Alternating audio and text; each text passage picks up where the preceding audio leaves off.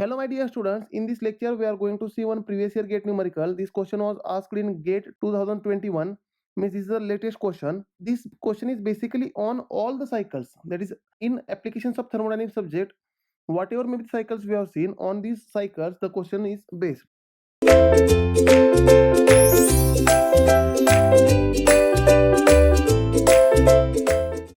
Now the question is, in which of the following pairs of cycle both cycles have at least one isothermal process? Now here the must condition is there must be at least one isothermal process, that is constant temperature process is required in the cycle. Now for which of the pair is there isothermal process? This is the question. Now look at the options. If I see option A, there is a diesel cycle and Otto cycle, and diesel cycle is and Otto cycle are IC engine cycles. So if I draw diesel cycle on pressure versus volume diagram, in case of diesel cycle, very first process is reversible adiabatic compression, that is 1 to 2 is reversible adiabatic compression, 2 to 3 is constant pressure heat supply, 2 to 3 is constant pressure heat supply, 3 to 4 is reversible adiabatic expansion, and 4 to 1 is constant volume heat rejection. Therefore in case of diesel cycle there is no constant temperature process, because 1 to 2 is reversible adiabatic, that is isentropic, and 3 to 4 is also reversible adiabatic, that is isentropic, right? Now in case of Otto cycle also, my dear students, if I draw Otto cycle on pressure versus volume diagram, in case of Otto cycle, very first process is reversible adiabatic compression, right? 1 to 2 is reversible adiabatic compression, it is reversible adiabatic. 2 to 3 is constant volume heat supply, 3 to 4 is reversible adiabatic expansion, and 4 to 1 is constant volume heat rejection. That means again in case of Otto cycle there is no constant temperature process, therefore option A is wrong.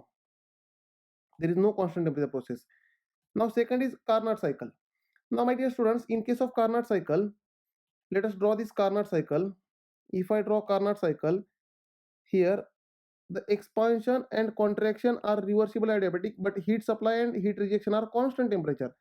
If I draw pressure versus volume diagram, there will be a very first process, let us say reversible adiabatic compression. Here let us start with heat supply 1 to 2, the constant temperature heat supply, it is constant temperature heat supply 1 to 2. 2 to 3 reversible adiabatic expansion, 3 to 4 constant temperature heat rejection, 3 to 4 constant temperature heat rejection, and 4 to 1 reversible adiabatic compression. Means in case of Carnot cycle the heat supply and heat rejection is at constant temperature, and compression and expansion are reversible adiabatic. Means yes, in case of Carnot cycle, here it is a Carnot cycle, so in case of Carnot cycle there is a constant temperature process, heat supply and heat rejection is at constant temperature process. Now in case of Stirling cycle, my dear students, in case of Stirling cycle the heat supply and heat rejection is at constant volume, but expansion and contraction is at constant temperature. So if I draw Stirling cycle, let us draw this Stirling cycle for second combination.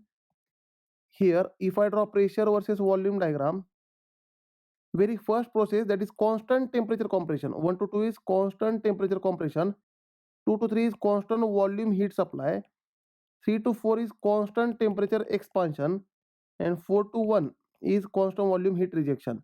Means yes, in case of Stirling cycle also there is contraction, compression is at constant temperature and expansion is at constant temperature.